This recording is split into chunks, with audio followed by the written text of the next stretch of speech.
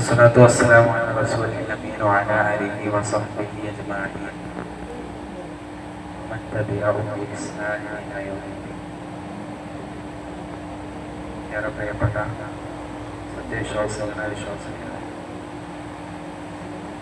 പരിശുദ്ധ റമദാൻ അതിൻ്റെ പാതയിൽ നമ്മൾ കടന്നുപോയിക്കൊണ്ടിരിക്കും. എത്ര ഇനി ബാക്കിയുണ്ടാകും എന്നുള്ള ചിന്തക്കപ്പുറം കിട്ടിയ ദിനരാത്രങ്ങളിൽ എന്തായിരുന്നു നമ്മുടെ അവസ്ഥ എന്നുള്ള ചിന്ത ഈ സമയത്ത് ഏറെ പ്രസക്തമാണ്. മുമ്പുണ്ടായിരുന്ന ആവേശം കെട്ടടക്കിക്കൊണ്ടിരിക്കുന്നുണ്ടോ എന്നുള്ളത് പള്ളിയിലെ സുഫുകളുടെ എണ്ണത്തിൽ വന്ന കുറവിൽ സംശയം തോന്നുന്നു. അന്നുണ്ടായിരുന്നൊരു ആവേശം വിശുദ്ധ ഖുർആനിന്റെ പാരായണത്തിന്റെ വിഷയത്തിൽ ഇപ്പോഴുണ്ടോ എന്നുള്ളത്, അന്ന് തറാവീഹിന് കാണിച്ച ആ ഒരു മത്സരം ഇപ്പോൾ പ്രകടമാകുന്നുണ്ടോ എന്നുള്ളത്, നോമ്പുകാരനാണ് എന്ന ചിന്തകൾ മറന്നുപോകുന്നുണ്ടോ എന്നുള്ളത് കുറച്ചധികം ആഴത്തിൽ ചിന്തിക്കേണ്ടുന്ന സമയത്തിലാണ് കടന്നു പോകുന്നത്. തുടക്കത്തിൽ ആരുണ്ടായി എന്നുള്ളതിനേക്കാൾ ഒടുക്കം വരെ ആരുണ്ട് എന്നുള്ളതാണ് അള്ളാഹുവിന്റെ നിരീക്ഷണവും പരീക്ഷണവും.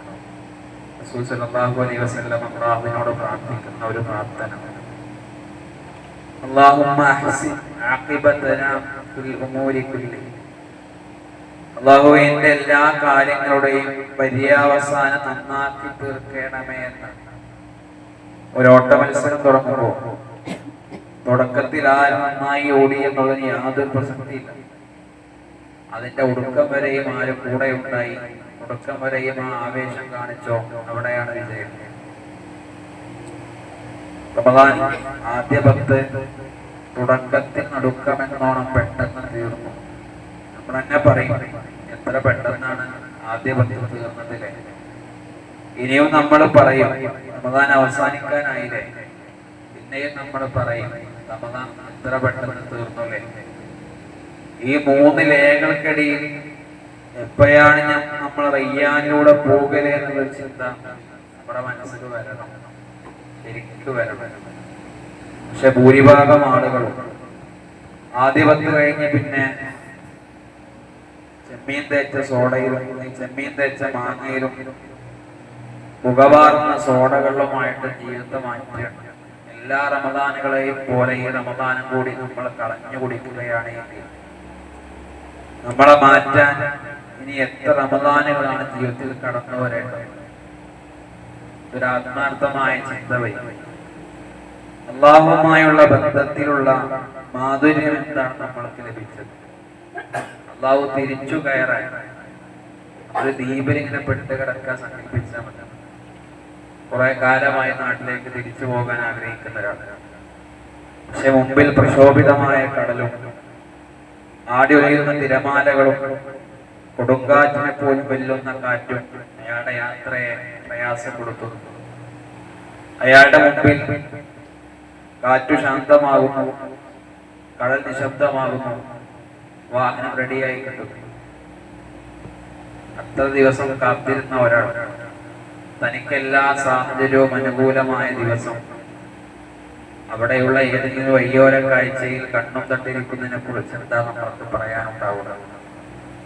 ജീവിതത്തെ കുറെ കാലമായി പാപഭംഗിതമായി ജീവിച്ച് അള്ളാഹുവിലേക്ക് മടങ്ങാൻ, ജീവിതം ക്രമീകരിക്കാൻ, മനസ്സ് വിപുലീകരിക്കാൻ അള്ളാഹു ഒരു അവസരം നൽകുമ്പോൾ ആ അവസരങ്ങളെ നമ്മൾ കണ്ടില്ലെന്നടിക്കുകയും ചുറ്റിൽ കാണുന്ന വഴിയോര കാഴ്ചകളിലും മറ്റും നമ്മൾ അലസന്മാരായി അവിടങ്ങളിൽ സമയം ചെലവഴിക്കുകയുമാണ് ചെയ്യുന്നതെങ്കിൽ ഈ അവസരം കൂടെ നമ്മൾക്ക് നഷ്ടമാകുമെന്നതാണ് മനസ്സിലുണ്ടാകേണ്ട ബോധ്യം.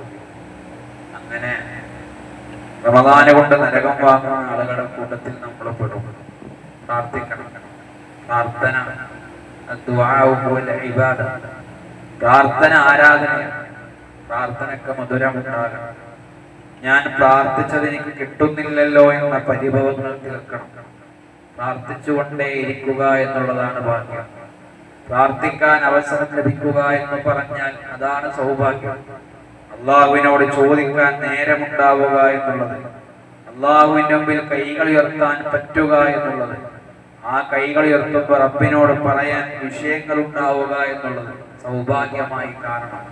അള്ളാഹുവിനെ നമ്മുടെ ആവലാദികൾ അറിയാം, വേവലാദികൾ അറിയാം, പ്രശ്നങ്ങൾ അറിയാം, സങ്കടങ്ങൾ അറിയാം, ഭർത്താവിന്റെ കടമറിയാം, മകന്റെ ജോലി വിഷയം അറിയാം, മകളുടെ വിവാഹ വിഷയം അറിയാം, നമ്മുടെ രോഗങ്ങൾ അറിയാം, എല്ലാം അറിയാം. പക്ഷെ അള്ളാഹു പറയുന്ന വർത്തമാനം റബ്ബി ലൗലാ ദുആഉക്കും, നിങ്ങളെ പ്രാർത്ഥനയില്ലാതെ എന്റെ രക്ഷിതാവ് നിങ്ങളെ എങ്ങനെയാണ് പരിഗണിക്കുക എന്ന് നബിയെ അവർക്കൊന്ന് പറഞ്ഞു കൊടുക്കുകയെന്ന് പ്രാർത്ഥിക്കണം. ഖുർആനിൽ പറയുന്ന വാചകം ഞാൻ പ്രാർത്ഥിക്കുമ്പോൾ അതിന് ഉത്തരം കിട്ടുമോ ഇല്ലേ എന്ന വിഷയം എനിക്കൊരു പ്രശ്നമല്ല.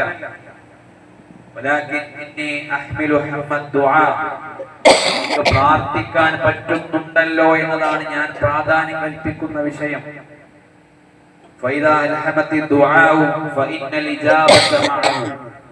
എനിക്ക് പ്രാർത്ഥിക്കാൻ പറ്റുന്നുണ്ട് എങ്കിൽ അതിന്റെ അർത്ഥം, അതിന്റെ ഉത്തരം അതിന്റെ കൂടെയുണ്ട് എന്ന്. ഒരുപക്ഷെ നാം അള്ളാഹുവിനോട് നിരന്തരമായി പല വിഷയങ്ങളും ചോദിക്കുന്നുണ്ടാകാം. അള്ളാഹു ഒരുപക്ഷെ നമ്മൾക്കത് നൽകാൻ ഒരുപക്ഷെ ഇപ്പൊ തയ്യാറാകുന്നില്ലായിരിക്കാം. നമ്മുടെ വീട്ടിലൊക്കെ ചെറിയ കുട്ടികളുണ്ടെങ്കിൽ അവരെ കളിക്കോപ്പ് നമ്മൾ വെറുതെ വാങ്ങിയേക്കും. നമുക്ക് അതുകൊണ്ട് പ്രത്യേകിച്ച് ആവശ്യമൊന്നും ഉണ്ടാവില്ല. പക്ഷെ ആ കുട്ടി നമ്മളോട് അങ്ങനെ ചോദിക്കുന്നത് കേൾക്കാൻ നമ്മൾക്ക് ഇഷ്ടമായിരിക്കും. അള്ളാഹു പറയുന്നു, നിന്റെ ശബ്ദം കേൾക്കാൻ ഞാൻ ആഗ്രഹിക്കുന്നു, ഇഷ്ടപ്പെടുന്നു. പക്ഷെ നമ്മൾ നിരന്തരമായി ചോദിച്ചു കൊണ്ടിരിക്കുന്ന ഒരു വസ്തു നമ്മൾക്ക് നൽകുന്നതോടുകൂടെ നമ്മുടെ പ്രാർത്ഥനകൾ നിലച്ചു പോയേക്കാം. നാളെ പരലോകത്തിൽ ഈ ഭാഗം ആളുകൾ വരും, അവർക്ക് അള്ളാഹു കൂമ്പാരമായ പ്രതിഫലം കൊടുക്കും. അപ്പൊ അവർ അത്ഭുതപ്പെട്ട് ചോദിക്കും, ഇത്രയൊന്നും കർമ്മങ്ങൾ ഞങ്ങൾക്കില്ലല്ലോ റബ്ബേ. അള്ളാഹു പറയും, ദുനിയാവിൽ നിന്റെ സ്വീകരിക്കപ്പെടാതെ പോയ പ്രാർത്ഥനകളാണിത്. അയാൾ പറയുമെന്നാണ്, ഒരു പ്രാർത്ഥനയും സ്വീകരിക്കപ്പെടാതിരുന്നെങ്കിൽ എത്ര നന്നായിരുന്നു. പറഞ്ഞു വന്നത് പ്രാർത്ഥനയാണ് ആസ്വദിക്കേണ്ടത്, അതിന്റെ ഉത്തരത്തെ അല്ല. പ്രാർത്ഥിക്കാൻ പറ്റുക എന്നുള്ളത്, ലോകത്തിന്റെ അധിപനായ അല്ലാഹുവിനോട് സംസാരിക്കാൻ നേരമുണ്ടാക്കിയെടുക്കുക എന്നുള്ളത്.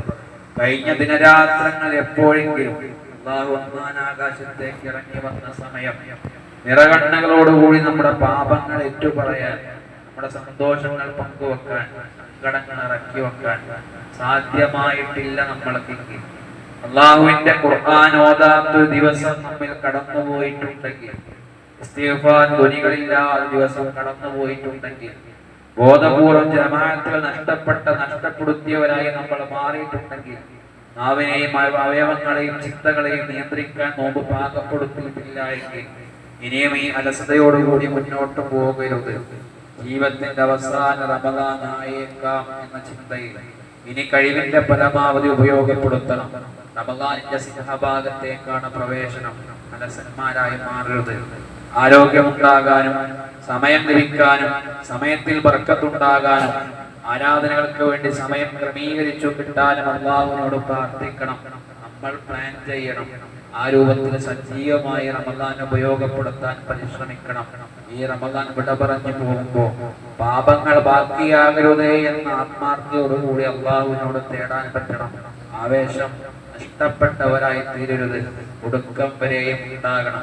യുദ്ധത്തിൽ നിന്ന് പിന്തിരിഞ്ഞോടൻ വൻപാപമായിട്ടാണ് ഇസ്ലാം പഠിപ്പിച്ചത്. തുടക്കത്തിലുണ്ടോ എന്ന് പ്രസക്തമേയല്ല, ഒടുക്കം വരെയും കൂടെയുണ്ടോ എന്നുള്ളതാണ് വിഷയം. റമദാനിലും അതാണ് നിരീക്ഷണം.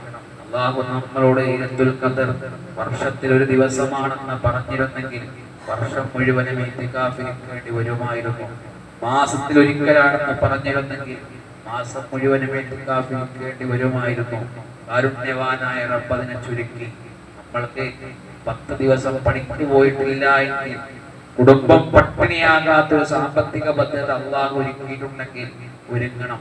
ഇനി 1-ാം ദിവസം കൂലിക്ക് പണിക്ക് പോകുന്ന മനുഷ്യരാണ് നമ്മളെങ്കിൽ എങ്ങനെയാണോ നമ്മൾക്ക് സമയം കണ്ടെത്താൻ പറ്റുക? അങ്ങനെ നമ്മൾ ജീവിതത്തിൽ ആരാധനക്ക് വേണ്ടി ഒഴിഞ്ഞിരിക്കണം. ഈ റമദാൻ നഷ്ടമാകരുതേ എന്ന് വീണ്ടും വീണ്ടും വീണ്ടും പറയുന്നത് അടുത്ത റമദാനുകളിൽ നമ്മൾ ഉണ്ടാകുമോ ഇല്ലേ എന്ന ഉറപ്പ് നമ്മൾക്ക് ഇല്ലാത്തതുകൊണ്ടാണ്. അതൊന്ന് ഗൗരവത്തിൽ കാണുക. അത് ഖത്തീബുമാർക്ക് വെറുതെ എല്ലാ വെള്ളിയാഴ്ചയും പറയാനുള്ള മധുരപ്രസംഗം മാത്രമായി നമ്മുടെ കാതുകളിൽ മുഴങ്ങരുത്. ഇനിയും ഡ്രസ് എടുക്കാത്തവർ അവസാന 10ലേക്ക് അത് നീട്ടിവെക്കരുത്. കുടുംബത്തെ എടുപ്പിക്കണം. അവനവന്റെ വീട്ടിൽ നോമ്പ് തുറകൾ ഈ ദിവസങ്ങളിൽ എത്രയും പെട്ടെന്ന് അവസാന 10ന് മുമ്പ് തീർക്കണം.